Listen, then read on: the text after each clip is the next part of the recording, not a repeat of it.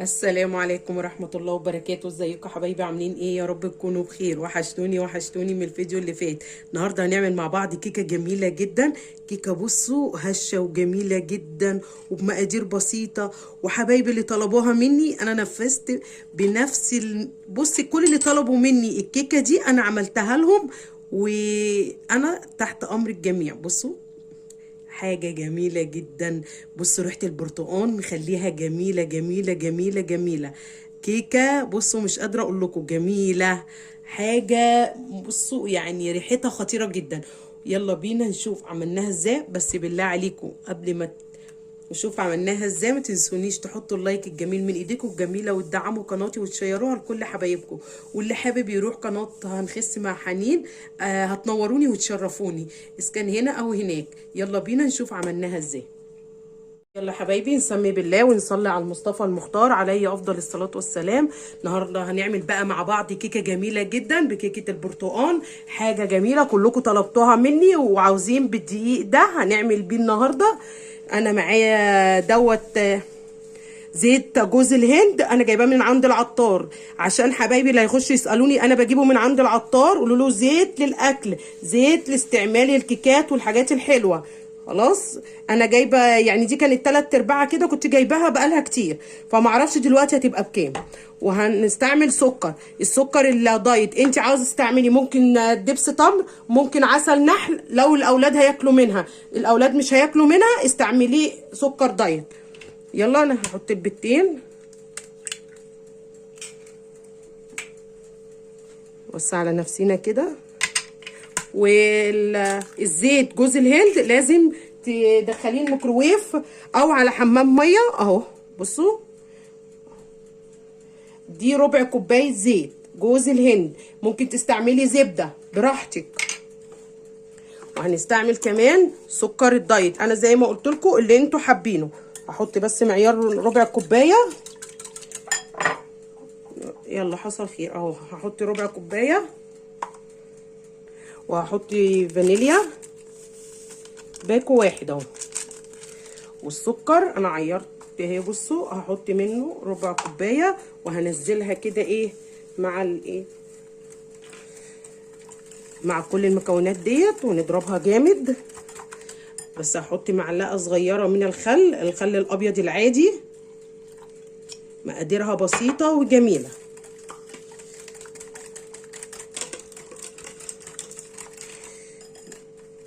اللي حابب يعملها في الخلاط تعملها في الخلاط عشان يعمل فوم براحتكم. انا مش محتاجه الفوم لان الكيكه بتاعتي بتطلع جميله كمان بمضرب. عشان اللي ما عندوش مضرب كمان، اللي ما عندوش خلاط، ما عندوش هاند بلندر، فمش كل مره هعمل لكم بالهاند بلندر او بالخلاط.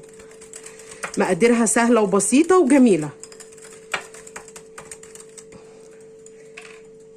نجيب بقى ده كده المكونات دي على جنب. هنستعمل دقيق الذره الابيض، اللي عنده دقيق الذره الاصفر يستعمله، بس الدقيق الابيض بيدي نتيجه جميله جدا وخالي من الجلوتين. عشان حبايبي اللي طلبوه مني اهو.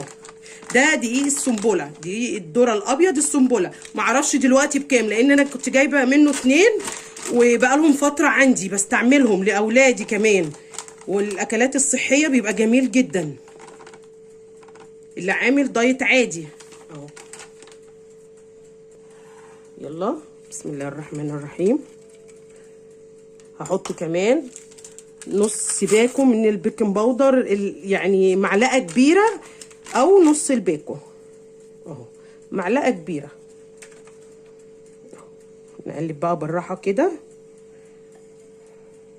وممكن تحطوا دقيق اصفر على دقيق ابيض اللي هو دقيق الذره اهو، يعني اللي عنده الاتنين ممكن يحطوهم على بعض.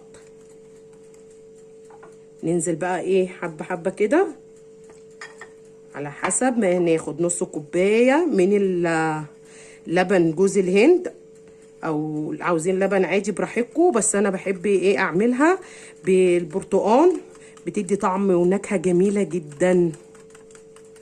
اهي انا استعملت على المقدار ده كله. خدنا بصوا ربع كوبايه كمان ما كملناش. بصوا حبايبي انا هنا عاملاها بالزيت الجوز الهند، ورحت رشه عليها رشه دقيق من الدقيق الذره. بص نوسع كده بقى على نفسينا. انا مسخنه الفرن من اول ما بدات اعمل المقادير واحطها على بعض. بقلبها بس تقليبه كده ونحطها بقى. بسم الله الرحمن الرحيم.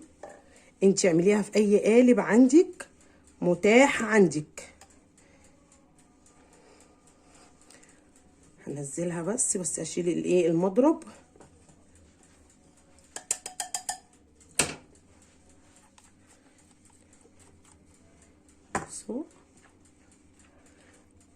نزل كل اللي في البوله.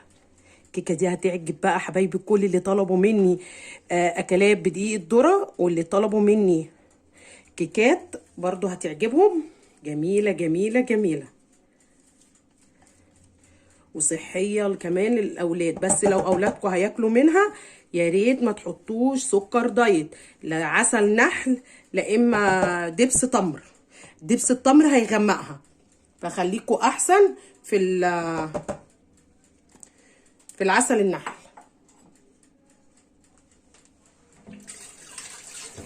بس كده هدخلها بقى الفرن على درجة حرارة 180. هتقعد بالظبط يعني من 40 ل50 دقيقة، لانها هتاخد وقت. وبعد كده على اول ما بتاخد نص الوقت بروح مخفضة درجة الحرارة عشان تستوي. خلاص يلا اول ما تطلع نشوفها مع بعض.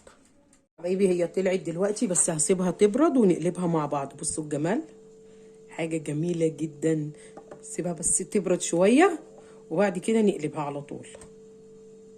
يلا حبايبي نقلبها. بسم الله الرحمن الرحيم. انا سلكتها على فكرة من الجناب، بس ايه بقى اوريها لكم بقى كده.